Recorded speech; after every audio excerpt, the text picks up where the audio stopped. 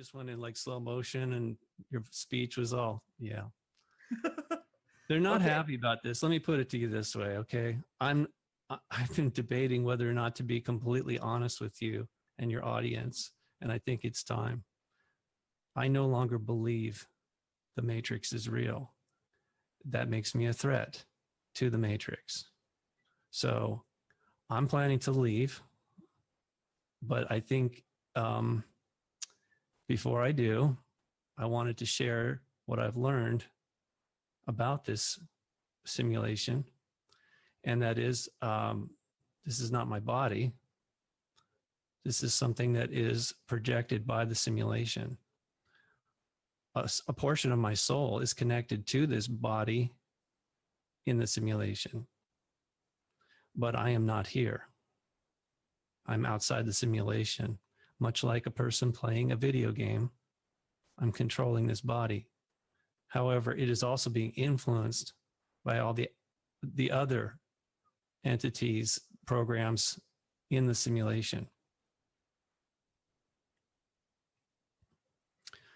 So at this point, I am prepared to leave, but I'm not going to kill myself or this body, because I mean, this body isn't even alive. It's part of the simulation.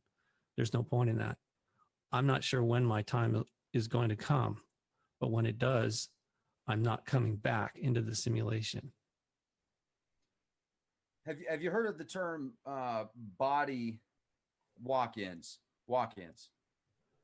Yes. Is that kind of what you're referring to? No,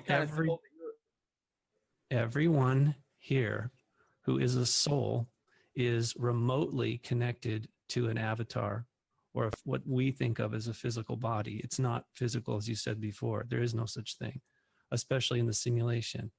Nothing is real in the simulation. It only seems real when you're in it. And especially if you believe it, it becomes real. It goes from a virtual reality in your mind to the reality. And that's where souls get trapped. So this is not just a prison for your mind. It's a prison for your soul. You know, I'm glad you put us trapped in this soul matrix, and please keep going. This is incredible. We chose to come here to experience the simulation because it offers us experiences that we can't have outside the simulation. So this was all created by Enki outside the simulation. He literally built computers that generated the simulation. So we now call these things quantum computers because they can move through dimensional space and time. So he's projected this simulation that we chose to then enter on a limited basis remotely, just as I said before, like someone playing a video game. If you're playing a video game, you're not in it, right? But you're connected to it remotely. That is the same thing that applies to our soul. It is not here entirely. It is connected remotely to the simulation. So here's where it gets really dicey. Not everybody you see here in the simulation has a soul. Many of us, or these bodies walking around, are simply part of the simulation. They're not connected to a soul. That's why the population has increased, but the number of souls has not. In fact, the number of souls here are decreasing. And this is one of the reasons that the Luciferians are doing everything they can to entice people to go further into the simulation. What I mean by that is they're creating a simulation within the simulation. This is what AI and the singularity is all about. They want people to not only believe the Matrix is real, they want to shield them from waking up to the fact that it is just a simulation, that it isn't real, and that they are not a body in the simulation. So what they've done is created a next step, another level. Like, it's called nesting, much like the Russian dolls, where you have one doll inside the next. This is what they're doing. And the reason they're doing it is because they know that quite a few souls are going to wake up or already have woken up at this time. because the simulation is weakening. And it's time for a graduation, if you will. So what concerns them the most is that when all the souls have left the simulation, it will no longer serve a purpose and it will end. So for people, entities like Enki and his crew, they're deeply invested in this. This is their kingdom. This is their domain. And they do not want it to end. So this is one of the reasons that they increasingly have put pressure on us who are souls here to not only be distracted and confused, but also trying to draw us deeper into the matrix. Sort of like a basement within the matrix. So I'm thinking of Inception, the movie Inception. Is it Johnny Depp. Similar to that? It's very similar to that. But that didn't get to like Hollywood isn't going to tell us the truth. In fact, what they're doing is getting us to agree to things on a subconscious level. You know, when you watch a movie, it is a simulation. And of course, it's only two-dimensional, the way we look at things. And yet we find ourselves being connected to it remotely through our emotions and our mind, which is actually the soul. But if you've noticed, when you watch a movie quite often afterwards, if it's something that really you've drawn you in, you can actually feel the emotions and see some of the characters' residual images and feelings in your mind. So this is something that people need to be aware of. Hollywood is not involved in entertainment. They are educating us to believe the Matrix is real. So watching a movie is just another metaphor for what we're doing here. I mean, my father's guru, Yogananda, told many people that when meditating, it's like you're watching a movie being projected on a screen. He said, if you want to go realize who you are, turn around, stop watching the movie, follow the light back into the projector. Because that's where you are. That's your soul inside that light.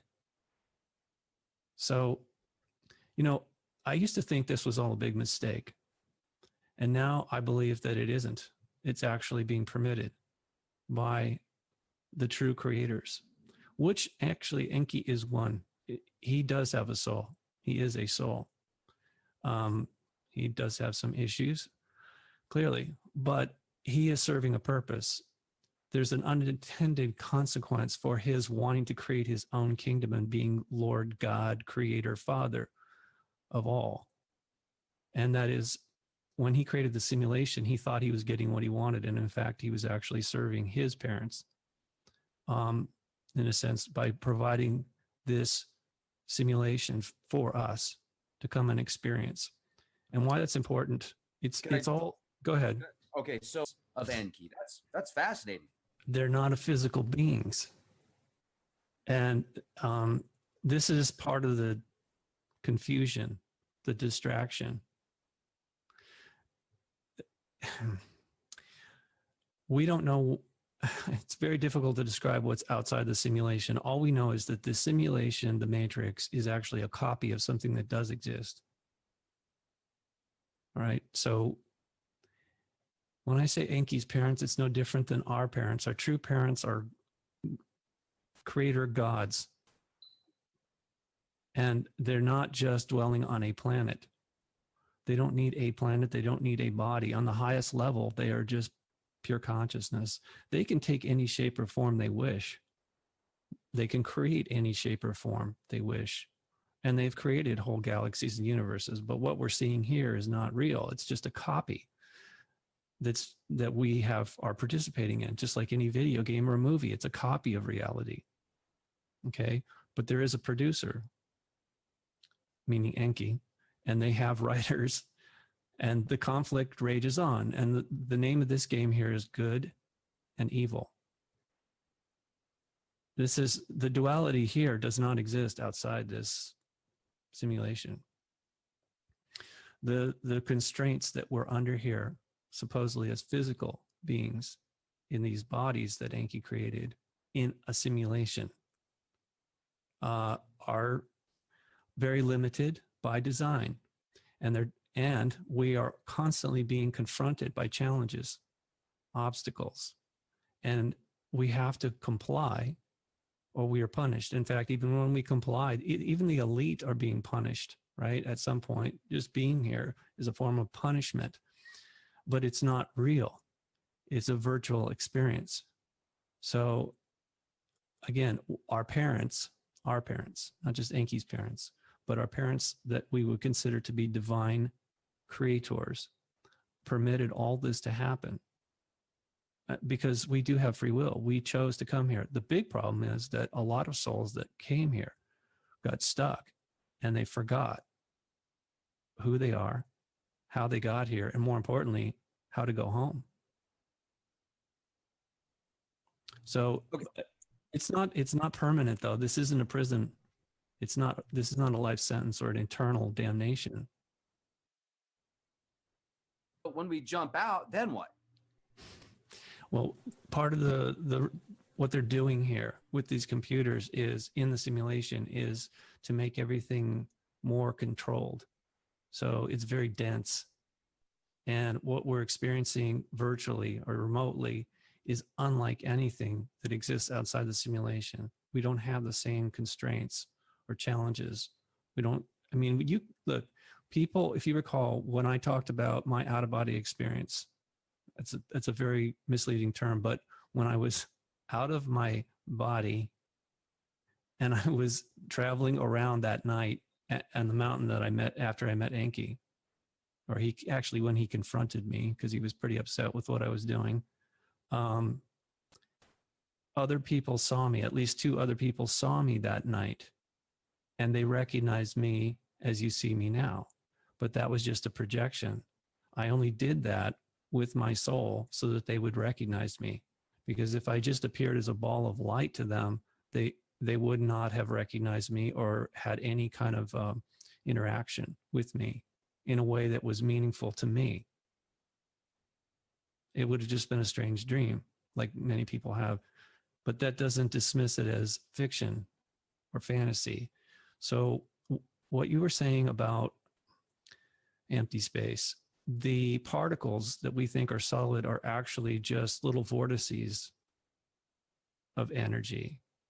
And again, this is one of the things that they were doing here in the simulation, is making everything appear to be very solid and dense and more easily controlled and contained. It's one of the reasons they don't like us traveling out of our body. Typically, when a person does that, they're usually attacked. So it's a challenge on multiple levels. Now, I got to explain something here that I've learned. In the Bible, it talks about the 2 trees. One is the tree of life. The other is the tree of good and evil. What that means is the family tree. You've heard of, you probably have maybe even studied your family's tree. Okay. Those of us who are souls here come from the family tree of life. We are immortal. We are eternal. Those who are of the family tree of good and evil are simply the simulation. Good and evil is just a construct inside the simulation. And that was created by Enki. He literally created a separate branch of the family tree that he could control and declare himself Lord God, Father, Savior. He also created a false Christ. And when I say the word Christ or Jesus, I'm not speaking to you on a religious term. I just want to clarify something that I've learned. An author sent me a series of books called The Divine Secret Garden. And as I read through those books, my first impulse was to reject it because it was quoting from the Bible, which I know is incorrect. Most of it is a lie. But as he describes, the reason he quotes from the Bible is to show where the lies were inserted in with the truth. we were given truth. Those of us who are souls who are stuck here are like seeds that have not germinated. So the reason this entity we call Jesus or whatever, Christ, is that his goal was to come here and germinate the seeds, wake them up so that they could continue on their path. They become stuck, dormant. Okay. So when he came here, naturally, he was a threat to the matrix. So they not only did they kill his physical avatar, his body, by nailing him to a tree, which is symbolic of the tree of life, they took his teachings, which were all coded. That's why he spoke in parables, because he knew that his words would be twisted later so that it would further confuse us who are our souls here. But that's why he encrypted basically the message so that it would be able to persist even after it was perverted or distorted by the Luciferians. So the reason I'm telling you this is these series of books are free, much like the Wes Penray papers, which I find interesting. The Divine Secret Garden is something that you can access on my website in the library section. Just scroll down there and you can see the books. I found it very interesting because although it's speaking about religion, it's not religious, it's Gnostic. And what that means is it's about experience. It's not an intellectual exercise. It's not about dogma or ritual. It's about realization of who we are and where we are. More importantly, how we got here and how we can get out. And believe it or not, and belief is a big part of this, it's a choice. Always was, and it always will be. That cannot change. And this is one of the reasons that we are so badly distracted and confused. The Bible is poison. It's like a glass of water that has drops of poison in it. Unless you knew that and you foolishly or naively drank that glass of water, not realizing it was poison, you're going to suffer. The same is true for our consciousness. It's why it took them over 100 years and many different versions before they finally came upon the Catholic Bible. The Roman Catholic Bible was then later translated and changed again and again and again until finally the King James Version came along. Go ahead. Spiritual level. Yes, again, it's poison for our consciousness. It continues. It's like a sleeping potion for our souls. And these false words are designed to confuse us intentionally so that we will continue to believe the lie that the matrix is real and that we are here in it, when in fact we're not. So again, this was the message, the only message that was delivered by the real Jesus before he was crucified. And a false Christ was put into his place. That's important to understand. This is why there was so much assistance given to the creation of the Bible as a fictional document, a retelling of history, a rewriting of history. You talk about a Mandela effect. That is the primary Mandela effect in our society at large. So the Christ that they created fictionally in that book is really just preparation. But now movies, they call that predictive programming. But so this is the script. We're expecting Christ to return not as a lamb, but as a he's going to whoop ass when he comes back. He's not going to be gentle about it. This is what we're expecting based on the script. So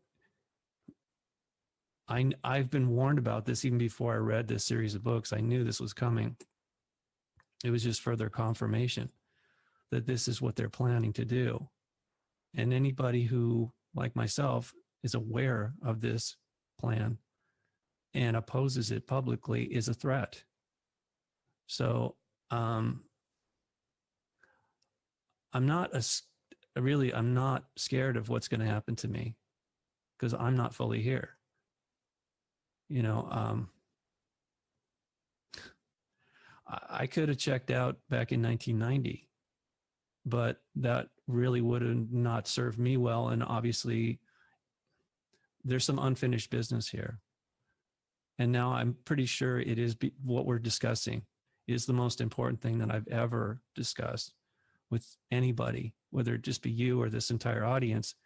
I think a lot of people know, a lot of people discuss this so-called simulation as a theory, but I know it to be a fact that this is a simulation and who created it and why. So let me jump in if I can, Robert. We're all just zeros and ones. The people that you see around you that are absolutely disinterested or dead inside, when you look at them or try to engage them in conversation, those are typically people that they're either completely asleep on a soul level or they have no soul. It's not for us to judge. Okay, but what I believe to be true at this point is this is why we're told one of the truths in the Bible is you'll know them by their fruits, meaning their labors, their actions. Judge them by their actions, not their deeds, or by their deeds, not their words. So people that are completely disinterested in what we're talking about in the metaphysical realm or spiritual realm, typically it's because they're just part of the program. People that, as I said to you before, I used to think that psychopaths were people that were infected with the parasite. Now I believe that they are simply agents within the matrix. They never had any emotions to lose. They're just part of the matrix. They're there to ensure that it functions properly. That's why they always rise to the top.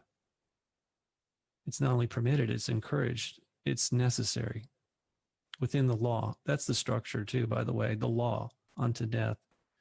Everything is a hierarchical law-based system here. So everyone has to follow orders or give orders or both.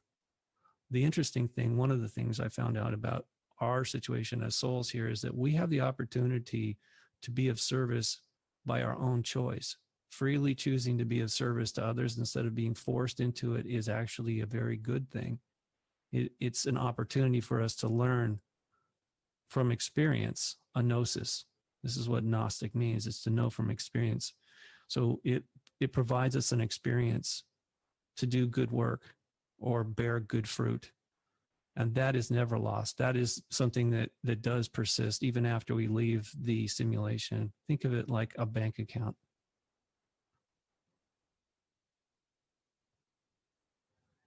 So when you say think of it like a bank account, places it multiple times. Why can't we do that? We already are. Our soul is part of a much larger network outside the simulation. You asked me a lot of things. I think you should understand something. We were admonished to be in the world, but not be of it. This was a reminder that as souls, we are not part of this world. We can be part of it remotely connected to it because it's a simulation, but we are not this. We're not the simulation. We're just experiencing, we're participating in it remotely, much like a person playing a video game with lots of different players. So now you asked me a question about where's the soul or how do you access it? Again, this was told to us, the kingdom of heaven is within. So what the heck does that mean? It means that by going internally, we can access our soul. If that's who we really are, it's not difficult. There's many different ways to do this, but it starts with a feeling of disconnecting from the matrix, what some people call an out-of-body experience or a near-death experience.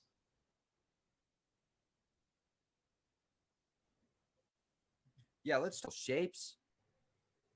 Yeah, because that's what we see. That's all that's here right now anyway. It's just energy patterns. And as I said, this is a copy. and that has been heavily manipulated. So it's not reality. Can you be superhuman here? Yes, if you know how to cheat the system, if you can break the rules. But first you have to know what the rules are. More importantly, you have to have a reason for doing that, because there's nothing to be gained by doing that here. You could impress some people, but what would be the point of that? This is just a simulation.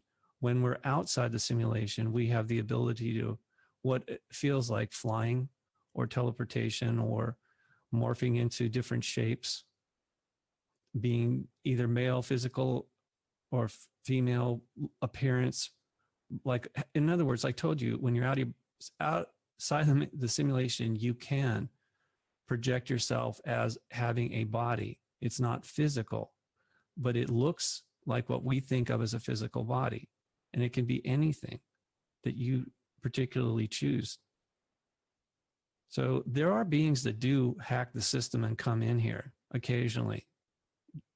And only when it's really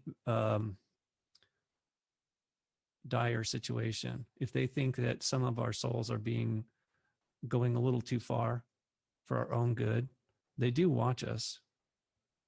And this isn't just entertainment. There's an educational process, but it's not an intellectual thing. It has to be experienced. One of the better analogies that are mentioned in this series of Gnostic teachings called the Divine Secret Garden. John Piniella is the author. He lives in Utah currently, but he said that. Hey, is he out there by Skinwalker Ranch? I don't know. You know what Skinwalker Ranch is? I do. Of course, it's a portal. Been there. Yeah. So one of the analogies he uses is the flight simulator. That if you wanted to fly an airplane, especially if it was full of people, you couldn't do that until you actually go into a simulator multiple times. And you probably will screw up and crash the plane at least one time. But no one's going to get killed because they're not real. It's a simulation. It's very similar to what we're doing here now. Now, there are people here, entities in the simulation that would like to get out, much like in the movie The Matrix. Agent Smith wanted to get out of the Matrix, but he couldn't. Well, he sort of did. He sort of crossed over there at that one point where he attacked Neo. Okay, but it's not easy, and most of them are not going to get that opportunity, but they're trying. This is what CERN is all about. Also, quantum computers and more stuff you're not hearing about. It's just being talked about here. It's very prevalent in Russia, but they call these non-Hertzian waves. It's in a different frequency, the terahertz range. More specifically, it's scalar waves, which is actually two waves moving in two directions at the same time. So these are all mechanisms that they can use to try and leave the matrix. But it isn't going to work. At best, they could go to the next level, what we call the astral plane, or the fourth level density dimension. I don't know. These terms are really kind of idiotic, but that's all we have. I'm not saying people are stupid. It's just there's a lot of limitations here. We are not being allowed to access everything, because if we did, this is one of the reasons that they erase us every time our minds are erased, every time we are recycled here through what some people call reincarnation. Is actually a technology that keeps us recycling until we actually wake up one day and say, let's say, oh, wait a minute, I know where I am now. I'm not going to play this game anymore. But let me jump in. I mean, what happens with that? You know, it's crazy to think about. No, it's nothing like this world. The simulation is not real, number one. Number two, it is all about good and evil duality, competition rather than cooperation. Cruelty is opposed to compassion. It's diametrically opposed to everything. As I said, you can virtually experience things here that you would never experience outside the simulation. Sort of like when you go on a roller coaster, it scares you pretty bad, but you kind of know you're not going to die. It's like that. It gets your heart going. It's your adrenaline's pumping. So outside the matrix, things are very different. However, once you get to the next level up outside the matrix, the Luciferian entities are there. That's as far as they can go. That's kind of like what they consider their heaven. That's their command and control center. This is where they're projecting the matrix from.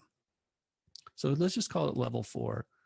Now, beyond that is where the beginning of heaven, as we might call it, begins, level 5, 5th dimension. As some people call it, ascending to the 5th dimension really means your soul is just going back to where it originated from. It's moving from the 4th level, where it is now, back to the 5th level. And there is a boundary layer, just like if you think about in the ocean, if you've ever studied the depths of the ocean or even the atmosphere, it's all connected, but there's boundary layers. You know, it's delineated by either how much salt is in there or temperature or light, right? So the same is true as we leave the matrix. We go through different layers, dimensions, whatever you want to call it, frequencies. So above the 4th layer, you begin to enter a realm of heaven. And that is where our soul goes back to where it originated, which is a spirit. And this was something that Mr. Pinella diagrammed in his book that I had never considered. At least I think I forgot, like most of us, we forget where we come from. So the thing about the spirit is, it is an intelligent living energy, like a ball of light, and it can send out remotely sparks of light from itself. That's what souls are. They come from a single spirit, but they are all part of that same spirit. So I will return to my spirit at some point, just like many other souls that were sent out like drones. Those sparks of light will return at some point, reintegrate with that spirit on the 5th level. Then that spirit will decide where it wants to go and what it wants to do beyond that. And I promise you, it'll be nothing like what we're experiencing here. You want to go there for a minute? Level, like the next level. Okay, everything outside the simulation is unlimited. That's what I was saying to you before. This is just a simulation. If you're playing a video game, even if you win, right, you're victorious at the end, you're still that's still a simulation. It's not reality. You got to get up off the couch and go live. There's a life outside the matrix, and it is infinite. As I said, we are immortal souls, but our souls are attached. We were projected here like drones. We are sparks of light that were sent from the spirit in the 5th level. We return back to that as a family, because this is like, as I told you before, I see us as seeds of light in a garden. And I'm pretty sure that's why Mr. Pinella sent me his books, because I was using a very similar language to what he uses. But our souls look like seeds of light to me. And they ultimately are all connected to a forest. Seeds come from trees or plants, right? But specifically, I've always said that our souls as seeds of light came from a parent tree. So this is the case. As our souls return to the spirit, at some point, the spirit will reconnect with the parent being like a tree. Now, the thing about a tree is it's never alone. It's always, usually when we see them, they're in a forest. But that forest is not a bunch of individual trees. It's actually a family. This is something that science is admitting now, but something that our ancestors always knew, never even questioned it. They are a family unit, and they do communicate and care for one another. So yes, there's always something more to it. Since you brought up the Native Americans, they've been treated very badly. But as I said earlier, this is good and evil. There is some good here naturally, but there's also evil. It is the opposition. This is what makes the game interesting. How is it that good and evil can exist together? If you notice, every time some evil, like say a dictator or something, is eradicated, another one pops up. It's always been that way in the simulation, and it always will be. As long as the simulation exists, there's going to be this good and evil antagonizing one another, trying to coexist like oil and water, but they never do. They're different. So that's part of the lesson that's learned here. Have you seen the Book of the Dead? Oh yeah. Or one of the versions? Yeah, yeah. I read that when I was, I read that years ago when I was a young man. How Man, do I I'll tell you, go ahead? some of the stuff that they get into in the Book of the Dead, I mean, they're just wow. I'll tell you what, if you were a pharaoh 4,000 years ago, you knew what was up. But like they did some weird rituals. They were really into the death. You know, they were into passing on to that other side, and they were into entombing their bodies and like putting themselves in these caskets. And that's the opposite of what I think would be natural. But then I think, okay, they were doing it because they felt that for some reason, if they mummified their bodies, that 5,000 years from now, 10,000 years from now, they could come back and regenerate. You know, they could, oh, hey, I'm here again. I'm back again. But maybe they also knew that the DNA could be extracted and then they could clone themselves and then download their consciousness into it. So what do you think about the Egyptians and how much they were in, like, not just your everyday one, but the ones that were like the pharaohs, the very rich, the one that had lots of money? What do they know that most people don't? You've read the Book of the Dead, so obviously you're way ahead of most people. I don't know about that. It's not a contest. What they knew was that they needed to prepare for the afterlife. Now, the oddity about that is that this is not life. This is death. Once we come into the simulation, our souls go to sleep. It's not dead, but as we begin to believe that we are here, that we are part of the simulation, that we are like, I'm this body, allegedly. That's a form of death. But it's because this body is not alive. In the truest sense of the word, this body is not alive. It's part of the simulation. It's virtually real, but it's not real. It's not alive. It can't be. But my soul is. My soul exists outside. So here's another thing you need to think about. How is it then that all these bodies running around here appear to be alive? And the answer is they're all networked into an artificial intelligence that is administrating this entire program. It's too big for just one person to try and maintain. And besides, it would be boring. So it's set up with an artificial intelligence. Actually, as you said before, intelligence is not the right word. It's an artificial life form that's administrating the artificial simulation. It has to run that way. That's why there's a hierarchy here. Things aren't like that. This matrix type system does not apply outside the matrix. It's all relative. It only applies here. So the rules that they wrote in the program can be broken.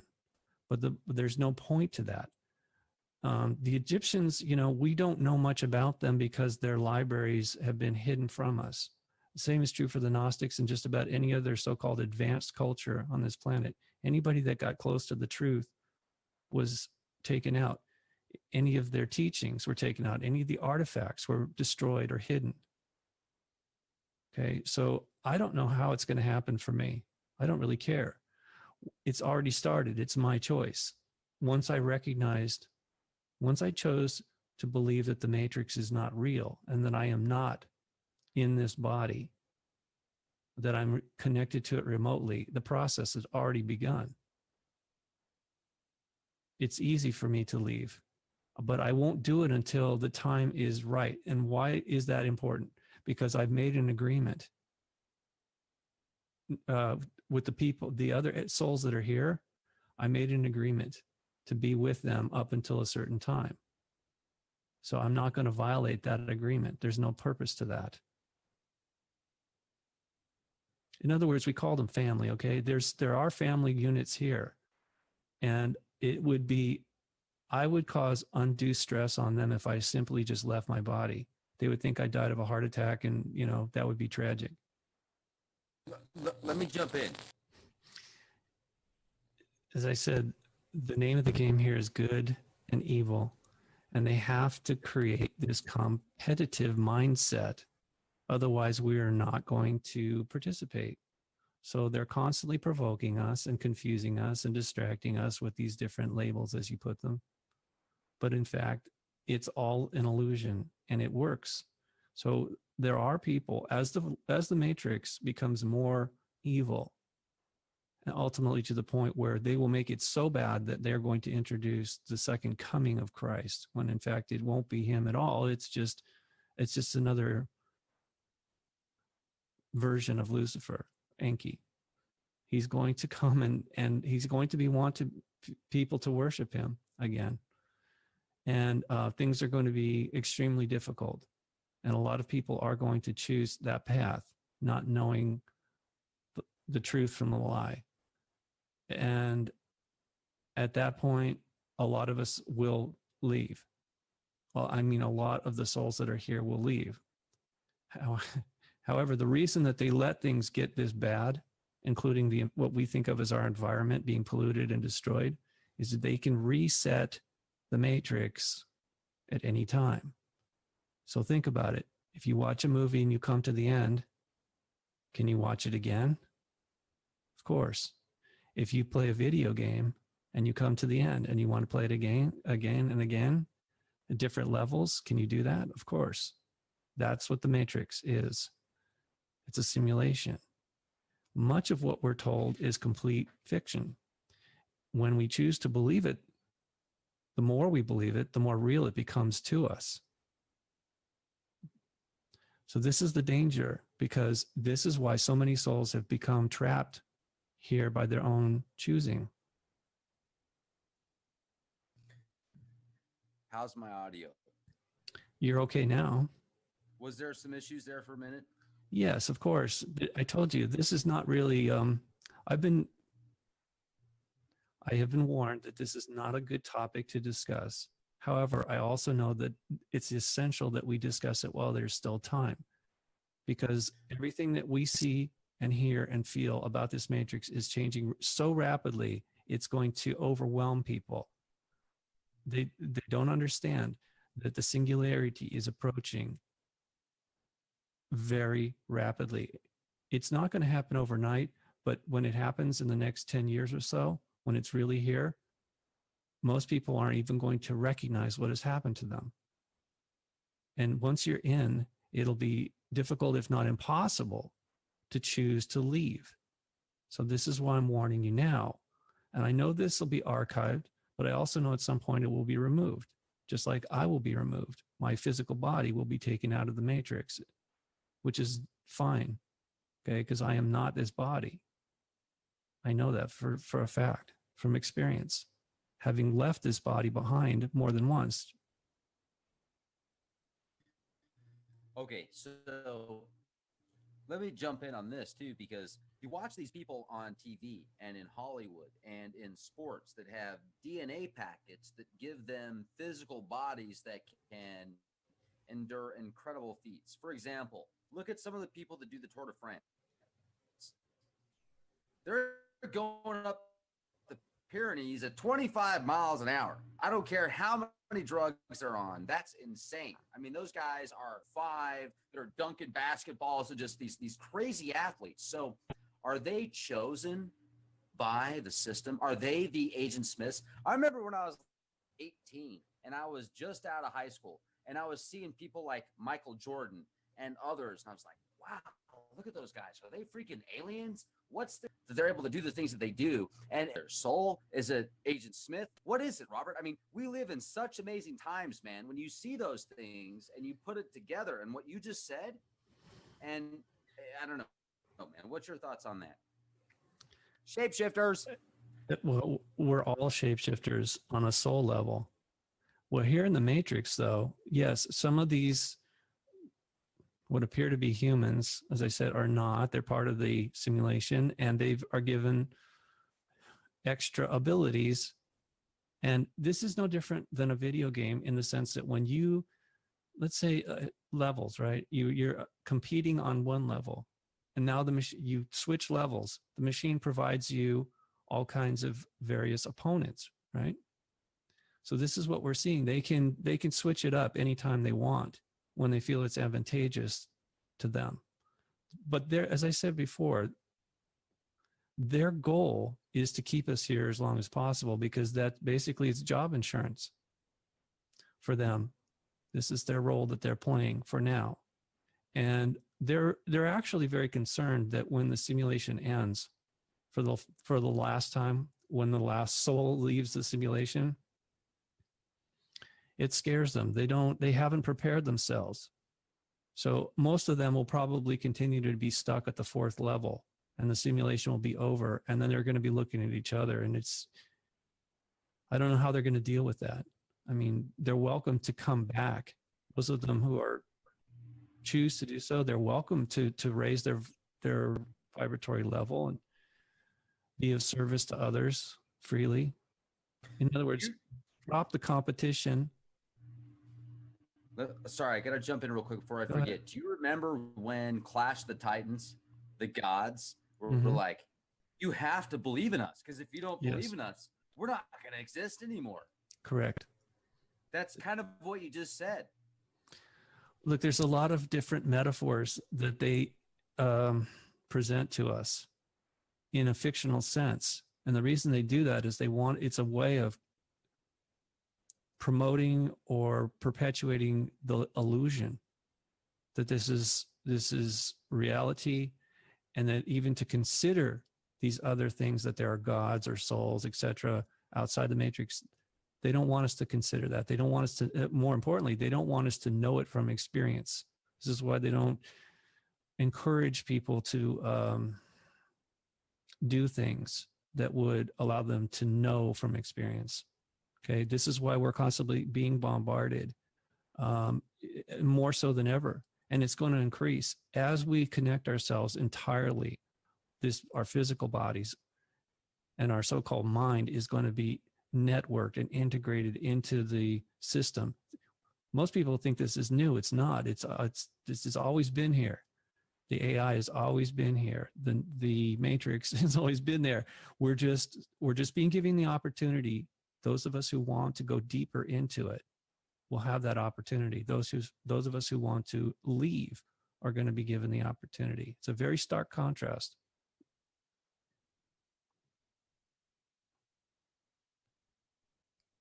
So you said we're going to be given an opportunity. What do you mean by that? It's not permission.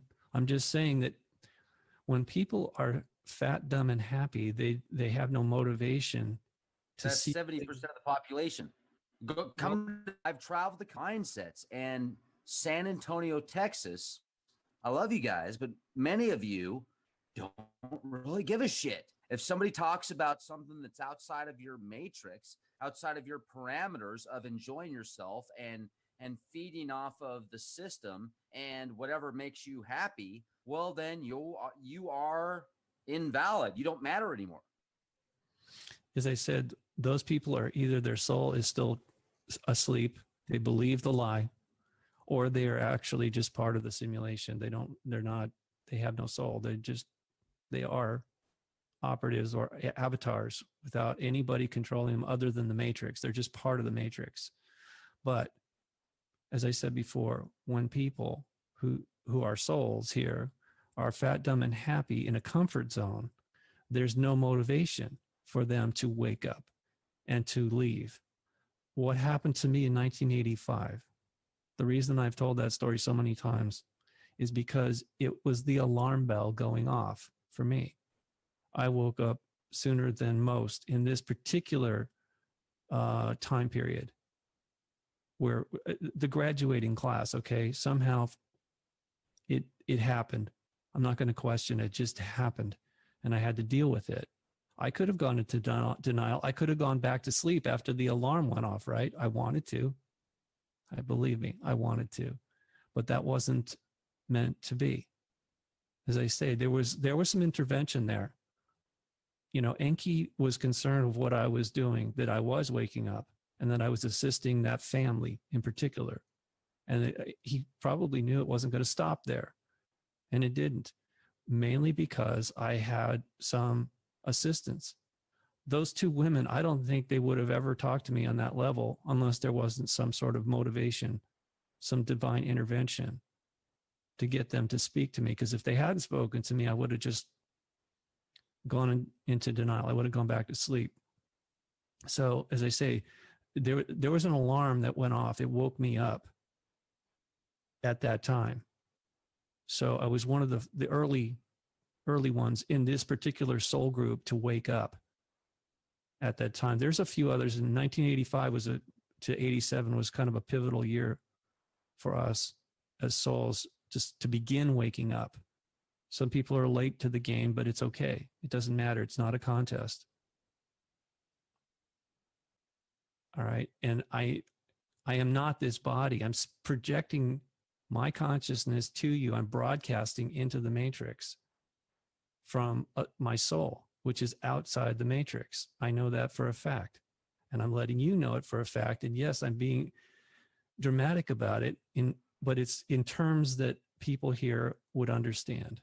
So I'm doing this deliberately. It's not a joke. I know people are going to find many different reasons to dismiss what I'm saying simply because I'm wearing sunglasses. You can do it too. Yeah, that's fine. Anyway. All right. That works. See, because, well, I don't know about the hat, but here's the deal. We couldn't even have this conversation, Rex, unless you are a soul. None of this would make sense to you. It would not resonate with you at all.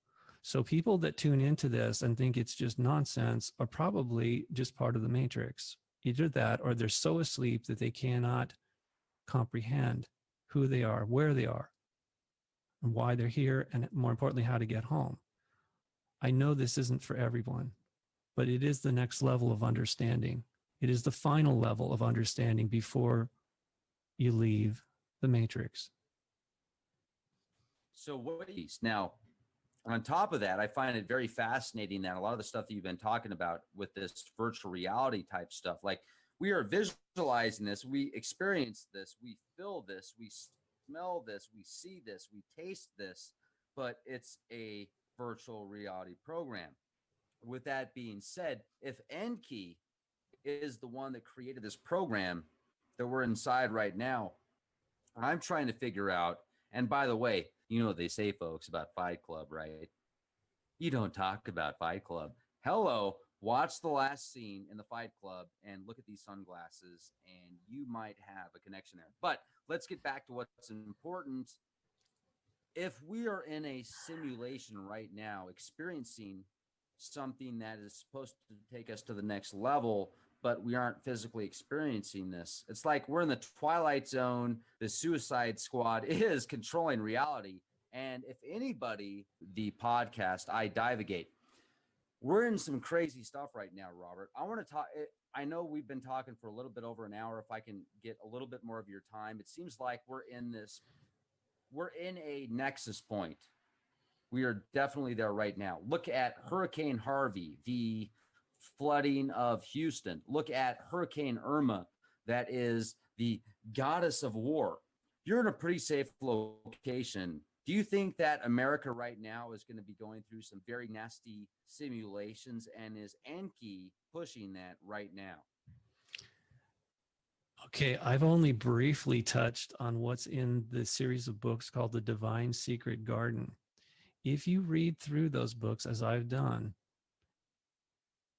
and you accept them as accurate, then many things will come to pass because it's part of the script.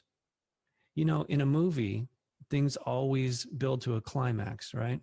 And that's when the hero comes in and saves the day. Well, guess who the hero is? Enki.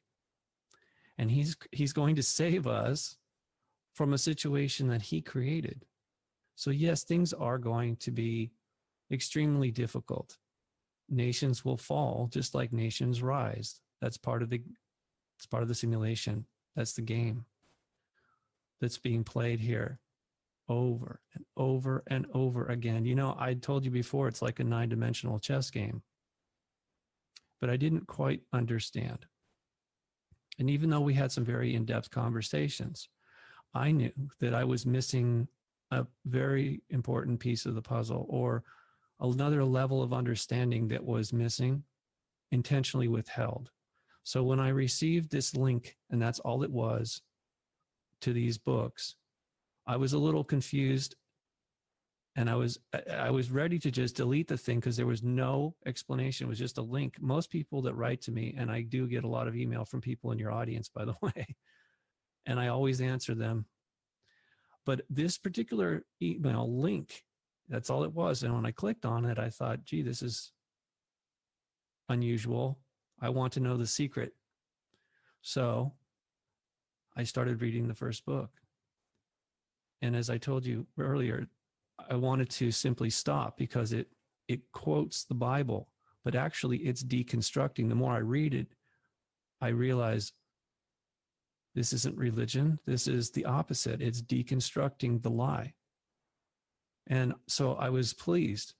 But the more I read it, I realized it was deconstructing the entire lie of the Matrix. And then I felt, this is a very weak word, but I'm going to say liberated. That's the only word that comes to me, liberated. Once I realized these things were true, because it validated my experiences and put them into the proper context. So what I began to do, as I've always done, is share that information with people that are interested. Because as I said, a lot of people write to me, they want further information. Sometimes they're just saying thank you, but that's kind of rare. Most people want to share their experiences or their insights or feelings with me and get some feedback. Because for whatever reason, people think that I know something based on my experiences and my research. And maybe I do, but I don't know. I certainly didn't know as much as then as I know now. This is one of the reasons I didn't take up your invitation before. I didn't have anything new to add. So what would be the point of speaking with you? Although I do like you, Rex. This is not, I don't take this opportunity lightly, because we're affecting people's consciousness, their souls. We're stimulating their souls. Those here who have souls, they tell me that they feel a resonance. They resonate with what we are discussing here, which means it's a sympathetic vibration. It means that there's a family connection. As I told you when we first met, you said, "Oh, you feel familiar." And well, yeah, of course, because we are from the same source. We're all from the same family. Those of us who are souls, there's not an external source. There's only one place for souls to come from, and that is the divine secret garden. I see it as more as a garden of light that's all connected through a web of light. But again, these are words that doesn't make any, until you've actually seen it and felt it. What I'm telling you doesn't really, there's no impact. This is why the Gnostic version of learning is so important. You could call it an apprenticeship, okay? This is the difference between just going to school and reading about it, drawing on a chalkboard, as opposed to actually going into a lab or a workshop and gaining the experience, hands-on experience, right? Yes, you can go through a simulator, but it's still an experience, right? You're not reading about it. You're not having somebody just talk to you. You have to go through the experience to really have some value to it. Off and Lil? No, it's an AI. It has a personality. I don't know. You can't really feel sorry for something that doesn't have feelings. You don't think all the Bayoff has feelings? No, I don't think so at all. I think it's part of the AI that was created to look. You got to understand, most of what we're being told is history, is it's part of the drama. It's heavily fictionalized. Of course, they're not going to tell us everything that really happened, because then more of us would wake up sooner and leave the Matrix, and it would end, and their control and their positions of power would all come to an end much quicker. So they can't tell us the entire story, at least not the truth. So they create all these little scenarios. It's a freaking soap opera that they constantly repackage and promote as reality. It's a good distraction. I must say, it's got a lot of people very confused. So, what would you recommend, Robert, to those that are trying to be the best they can be without doing anything physically that would harm them? Well, as I've suggested before, as long as you're here, being calm and kind, creative, cooperative, choosing to be of service of your own volition, not because you're forced to do so. It's called good works. It's bearing good fruit. That's what we can do when we're here. This is why you do the show. That's why so many people are networking, even though it was DARPA, the Defense Department at the Pentagon, the ones that are really going to shove AI down our throat through Google and 5G and all that crap, nanotech, the singularity people. What do you think about 5G? It's the way they're going to, that's how they need that in order to run the next network, this new network that they're creating for us to, okay, so this is what I heard last night, that it's gone from holdable technology to wearable technology to implantable technology. And ultimately, we will, our consciousness allegedly will be networked into a cloud. So in order to do that around the globe, you're going to need 5G connectivity. And it's not for our benefit. It's to keep us here longer. So as I said, it's already being developed. It just hasn't been implemented into the infrastructure. It's not integrated yet, but they're working towards that goal rapidly in Silicon Valley and the Pentagon and stuff. But my point is, even despite that, we can use their technology. We are using their technology right now to have this conversation, which will be archived and it will be shared around the globe. Some people are going to resonate with this information, and then they will seek out the experiences that will set them free. I'm sure you've heard this saying, the truth shall set you free. The problem is finding the truth in the simulation is like a needle in a haystack. We live in amazing times, Robert. We absolutely have, so I see the media pushing different agendas, and I can see right through it. And then I do some research and I'm like, okay, so there's all these patents and inventions and opportunities that have been suppressed from us so that we live in this, it's almost like ancient times, archaic times. And I keep telling people we're 2 IQ points away. Most people are 2 IQ points away from being flesh-eating, walking zombies. So what do we do as a collective whole to break out of this? Do we start a micro community and be completely self-sufficient? I mean, what's the best thing to do as a collective whole for everybody that's listening to this podcast right now? Instead of saying, oh, what do we do? We can do something to offset this insanity. We can be in this simulation and make it a better place. Just because they got billions of dollars, because they got all this money and they got all this stuff, like, where's their mind? Do they even have a soul? Like you said, they're probably just some type of got physical assets. My empires of dirt, I will let you down. I will make you hurt. You are nothing but zeros and ones. So based on what you just said, you understand there is nothing to be gained here.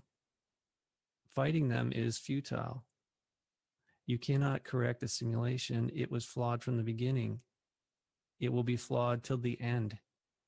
It is good and evil, and that will not change. You can choose to be good. You can do good by your own choice. and that is always going to be good.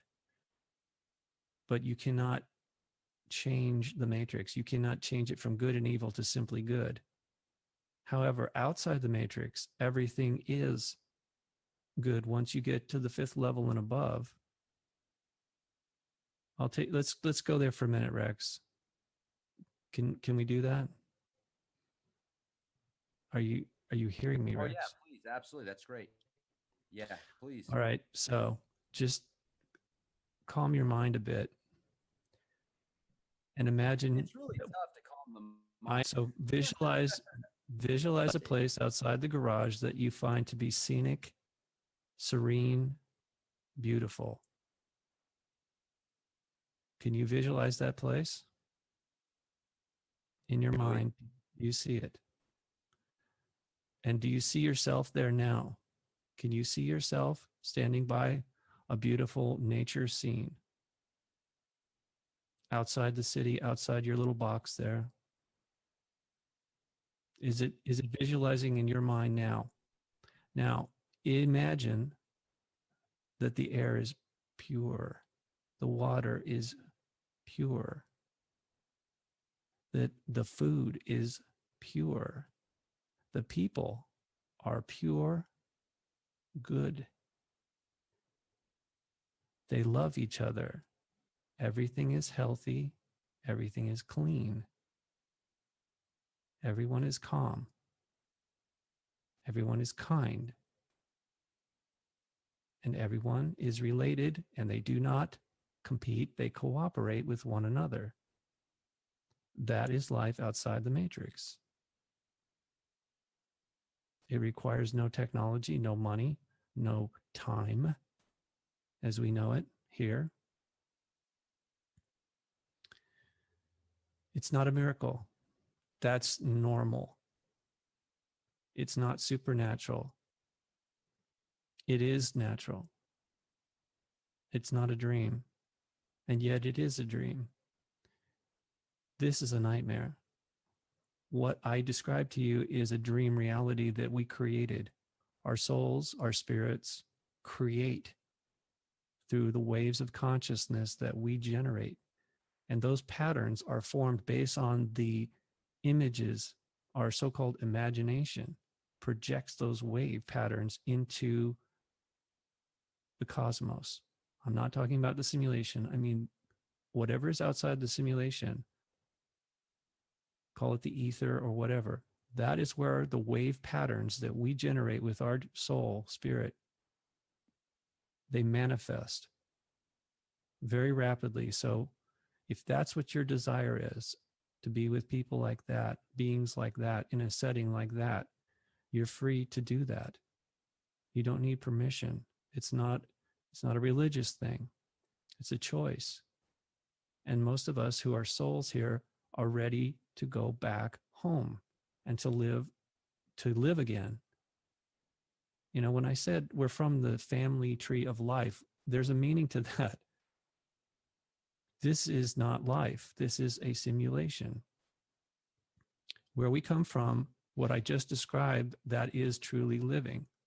Everything here in the simulation is designed to die in the simulation.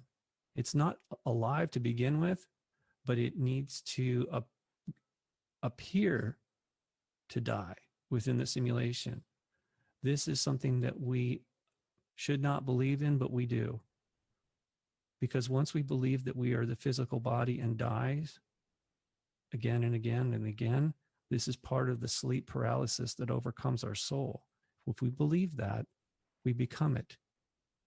So it's a small death of the soul, or it's like taking a very strong narcotic and basically becoming comatose. Our soul is literally numb, drugged out from believing the lies. So it makes it very difficult. You know, look, if you're under anesthesia, you're not dead, but it makes it very difficult to wake up until it wears off.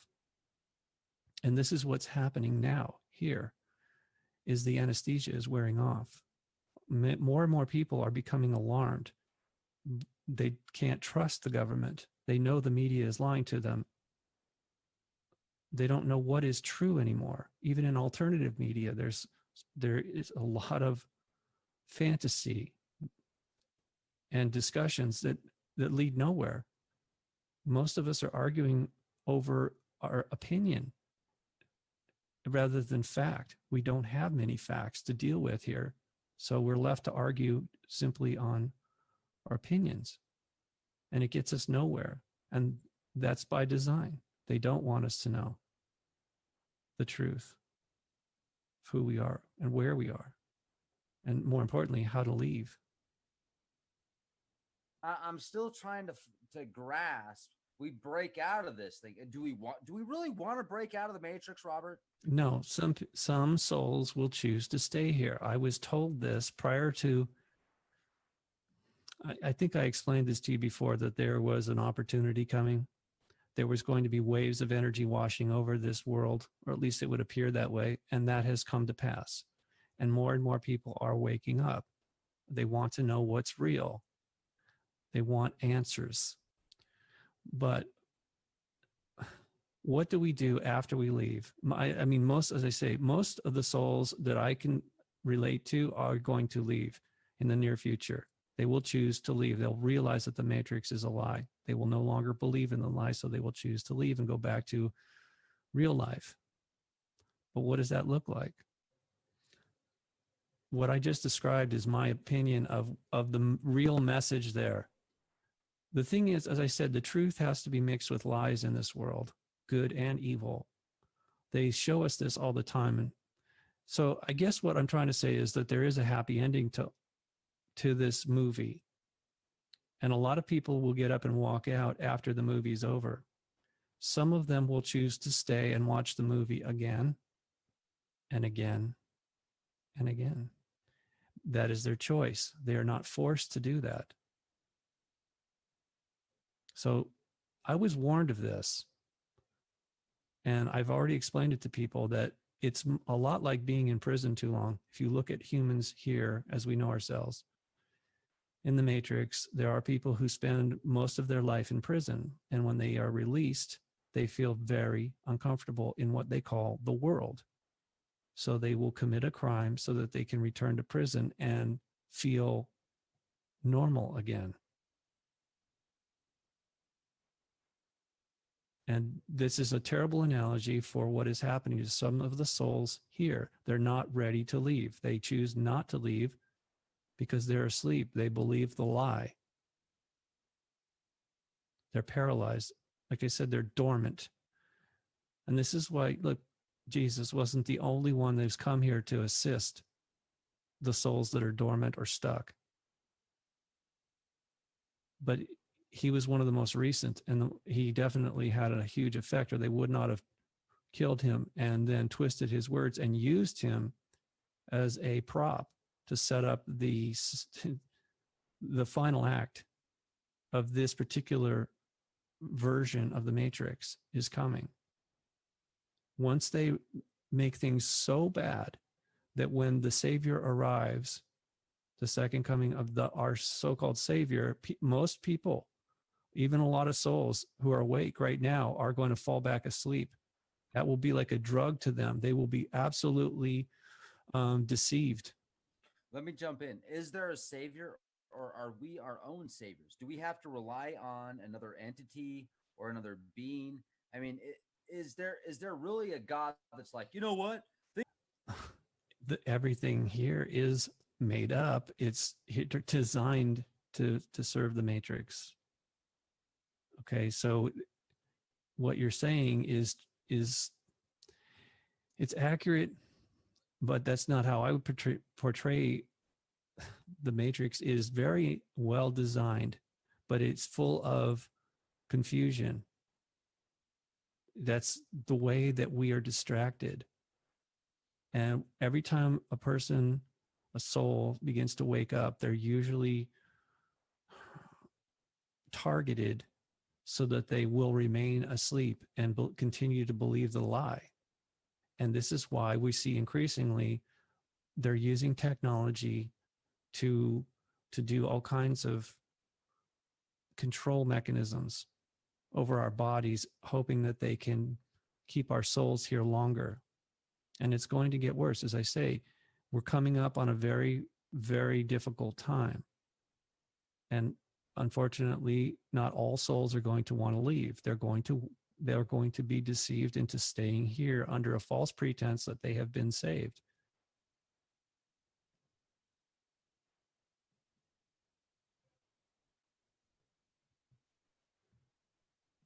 So you say false pretext of being saved.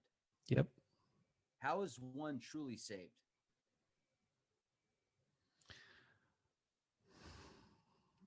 That's a tough question, isn't it? No, I mean, no, it's not what I would call a valid question, and that's not an insult to your intelligence.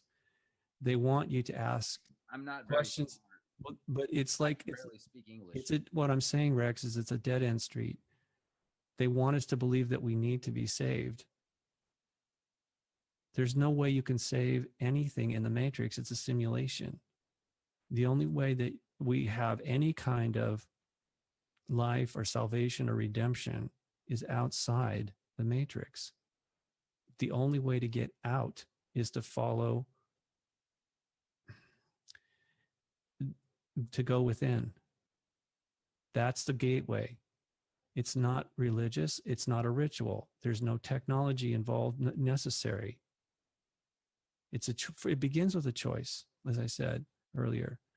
If you choose to believe the matrix is a lie and that you are a soul that is here only remotely and that you can go home whenever you wish, then you will begin to take the steps. I'll give you an example. For me, as I say, I have a family, so naturally I will do everything I can for the time that I'm here to assist them. But every day I take inventory of the things that I am attached to, that I choose to be attached to. For example, let's say those guitars behind me. I like them very much, but I am not attached to them any longer. I don't consider them mine. They're part of the matrix. Nothing in the matrix appeals to me any longer. And I have had to take an inventory because I'm conditioned. I've been programmed to believe I am this body. Those are my guitars. This is my apartment, etc. If you believe that, it's like an anchor. It ties you down. It keeps you here. So every day there's an opportunity to take an inventory and to cut those ties, to free yourself.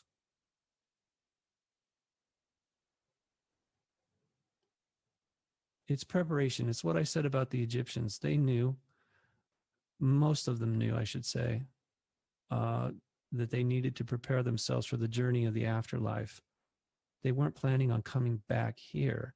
They were planning to continue their life outside the matrix. And most of those teachings that were written by Hermes or Thoth or whatever you want to call him, that's the reason that they were hidden or destroyed, is because it taught us how to prepare ourselves, much like we're having this discussion right now. It's not magic. You don't need permission. You just have to make the choice. But you can't make that choice unless you have some sort of basis to really make a choice on. I mean, otherwise it's just like an intellectual exercise. I told you I have experience to base this on, which is going out of the body, meeting other people, having some of that validated to a point. But I didn't understand the context of it until only recently. So, and this is why we're discussing it now, because I realize that this is just preparation. What we're talking about here is not going to resolve things for individuals. They have to do it on their own. No religion, no one person can do that for you. You have to choose for yourself. It's your consciousness. It's your soul. No one can make that choice for you. And I know it's difficult. So is there a Messiah?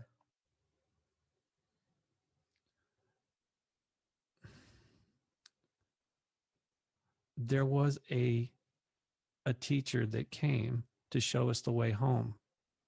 That was his only purpose. In modern times, if you're speaking about Jesus, he was one of our family members that took it upon himself to come here and help us. He said to follow him, and that his kingdom was not here, that he was the way and the truth and the light. If we followed him, actually what he was meant was, if you follow what he is saying. Now, the problem is what he said before he was killed or taken out has been distorted. And that's why I encourage people to read this series of books. If nothing else, just read the first book. If you want to know what was really said and why it had to be covered up, just read The Divine Secret Garden, book 1. I think it's called Forbidden Something. It's forbidden by the Luciferians. They don't want us to know why he came here and what he actually said to us, because it's designed to stimulate our souls to wake up and to continue our growth. But it's not all about him. He was being of service to us because we needed assistance. We still do. Otherwise, we wouldn't even be talking about this. But, I'm summarizing, as I said, those books are free. The author gave them to me for free, and I'm sharing them with everybody else for free, because the truth is the only thing that will set you free from the matrix, which is a complete lie. What do the pyramids have to do with the matrix? It's part of the design for the energy fields. This is something that we've talked about before. A lot of people in this new age understand that these various harmonics are used to control us.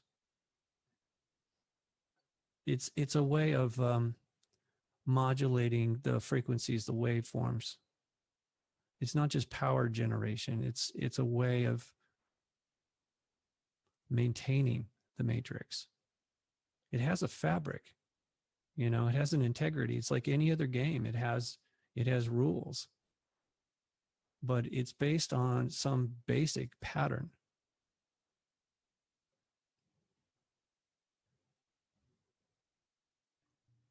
That was the first time, Rex, I'm sorry to interrupt. That's why please go ahead.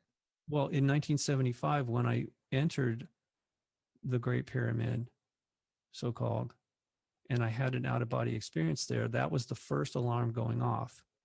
I was only 15 at the time, or at least my body was.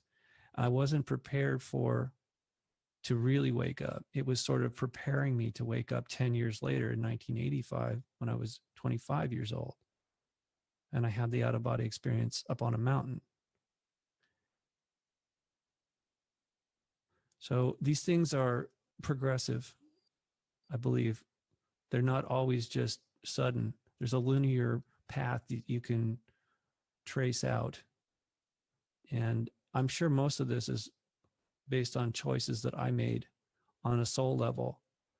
The thing is, the way it is, when our souls are activated, we make choices up in that next level up. It doesn't always translate down into this level, because if we're distracted with whatever, and there's a lot of things to be distracted with here, it's difficult for some of that information or those decisions to actually become part of our conscious awareness. In other words, it's running in the background. Your computer can run multiple programs, right?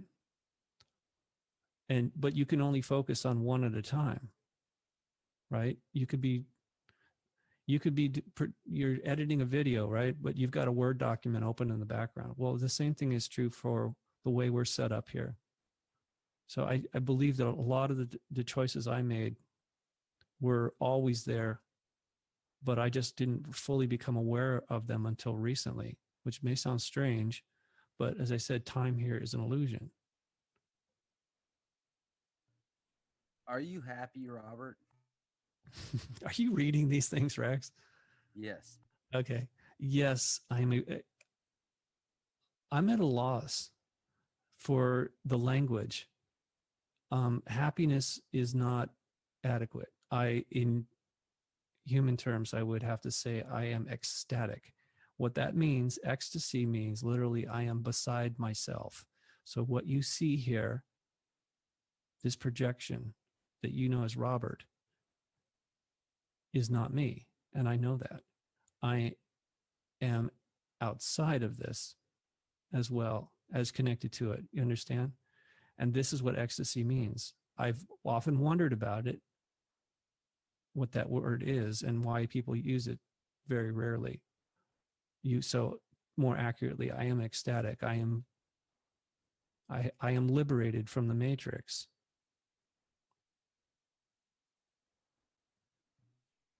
What do you think the next level is for you, Robert? Well, you and I talked about my retiring. And the reason that was coming up is because I thought I was just tired of doing this because I didn't have anything new to say. At this point, I realized that it's because I'm coming to the end of this search. My quest is over. I understand it now, what I've been seeking, what feels like most of my life. It's actually a very short time. I mean, as I said, time here is an illusion. So it's all relative, but I have found the answers that I've been seeking. And I'm not going to be searching any longer. I'm just preparing myself to leave the matrix. But at the meantime, I have priorities. I made commitments. I will follow through with that. I'm not leaving any loose ends behind because that would be foolish. It's in other words, that could be bait to bring me back. And I don't want that. I'm not going to allow that to happen. So, in the near future, after I finish the next book about Malibu, I'll be done. And I mean, from public speaking about these matters, because honestly, there just isn't much more to say about this. I'm being completely transparent and upfront in what I've learned. And again, if people want more in-depth information, they should go to my library and spend some time reading those books. And if anybody has questions or comments, I do answer all my email, even though my wife thinks it's a bit insane for me to spend time answering all these emails from people I don't know around the world. I'll do that as long as I can. But that's what I was speaking about. What's what I really meant about retiring from this field in the future. Robert won't be here. So I appreciate you, having me back and archiving this conversation for people that are interested in this information.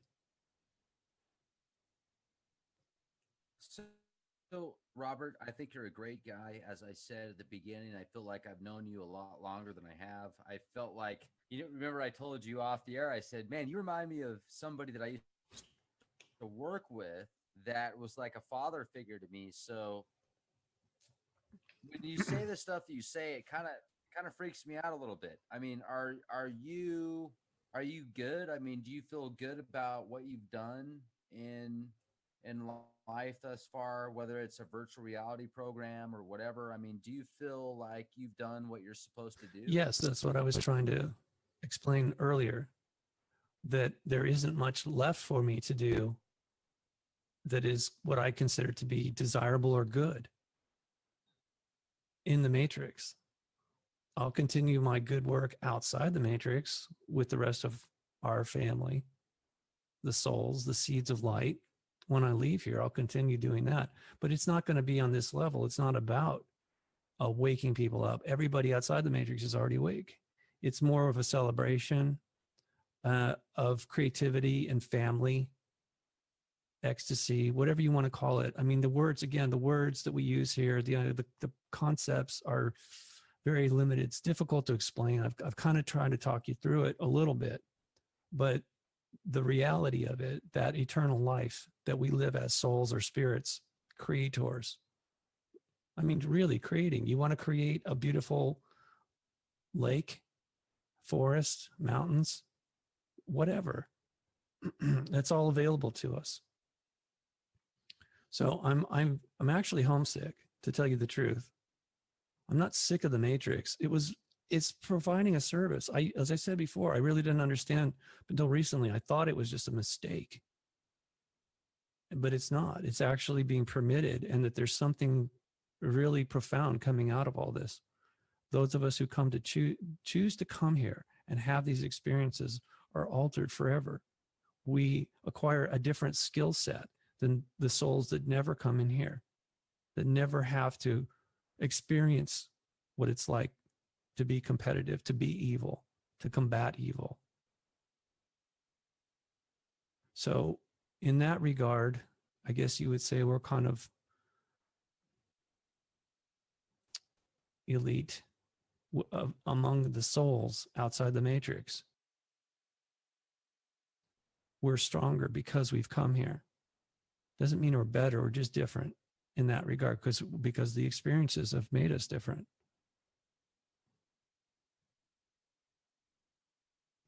How does your wife and your family feel about the stuff you're talking to me about right now? My son is 21. He's a different generation. He's his own person. I don't push any of this on him. You know, children usually think their parents are strange, and they don't want to always follow directly behind their footsteps, which is a good thing. I never did with my father either. And he never forced me to do that. So I've always been my own person, and I encourage that in my son. He's aware of what I'm doing, but he doesn't agree with it, and that's fine. My wife and I do agree on most of these topics, but she is more focused on other things right now, which is fine. I have briefed her on what I've learned and what I know to be true. But at the same time, some of that stuff I don't want to distract her. Is very focused. She chooses to follow a career path and be successful in the corporate world. And that's good. It helps our family survive.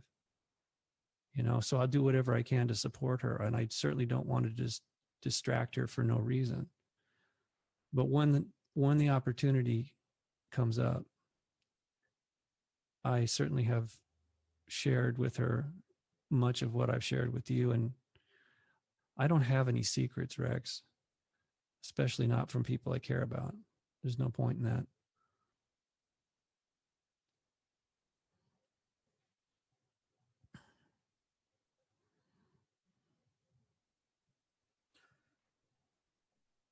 So you're kind of like, you're helping people unplug out of this system. Well, from my perspective, everything we've discussed is positive, that the Matrix is real.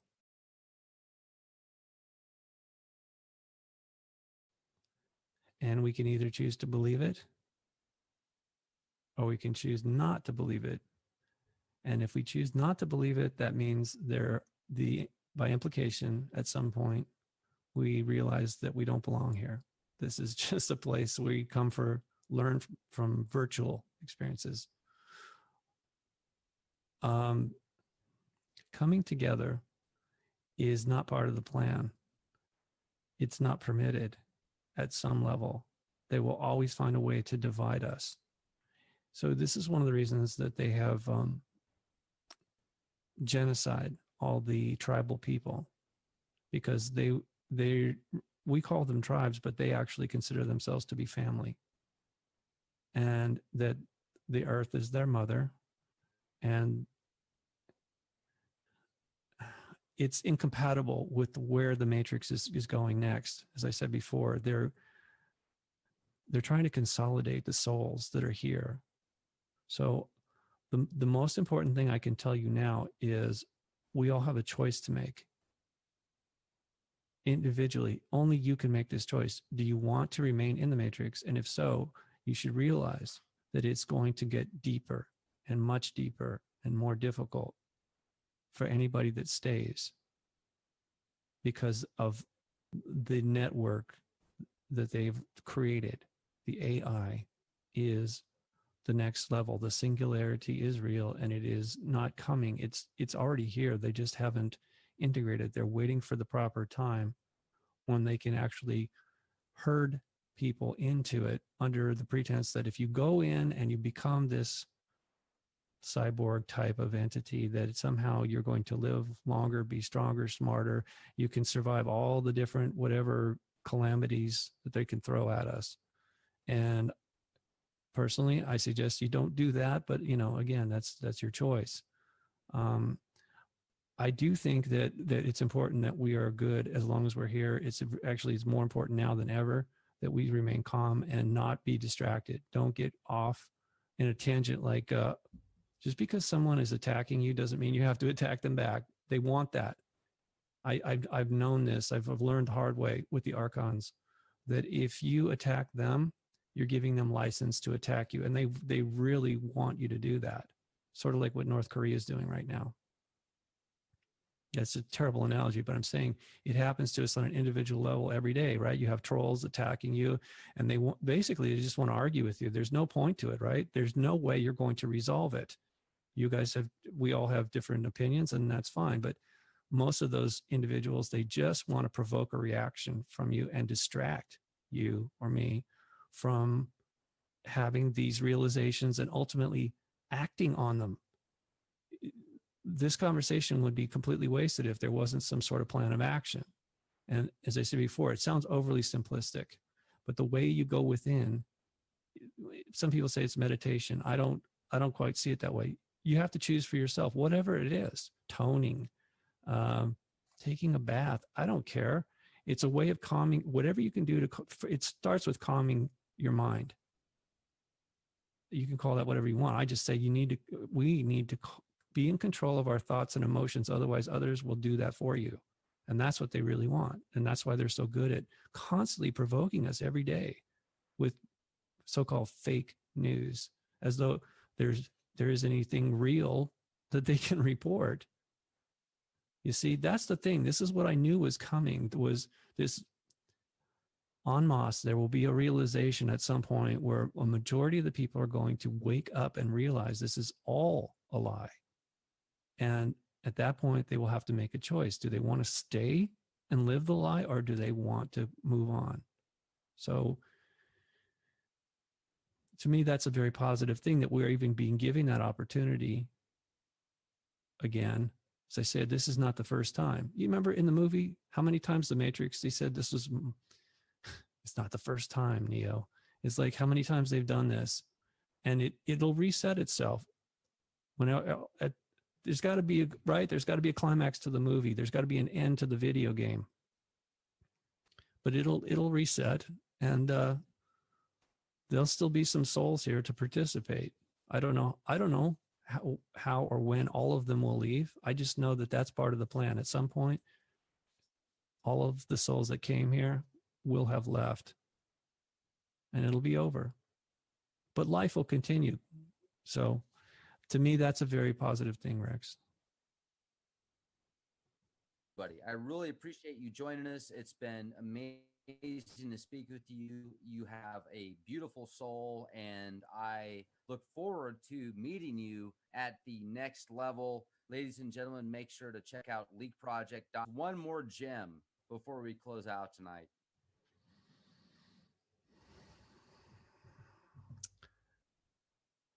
When I met Enki, he claimed he was the father. And that is true. He's the father of the Matrix. However, he is not the real father of creation. And that is something that has baffled me for decades. And I know he did that to me by design so he could control me on some level.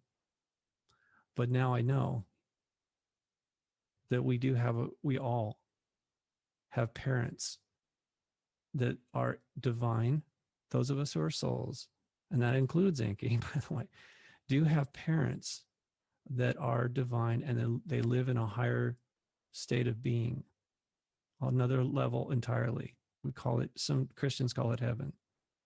You can think of it as whatever you want, nirvana, utopia. I don't care. Those are just words. But at this point, I know who my parents are. And I know who I am again. And I thank God for that. Not the false God Enki, but I thank God that I'm able to finally remember again who I am, where I came from, so that I can go home and be with my family.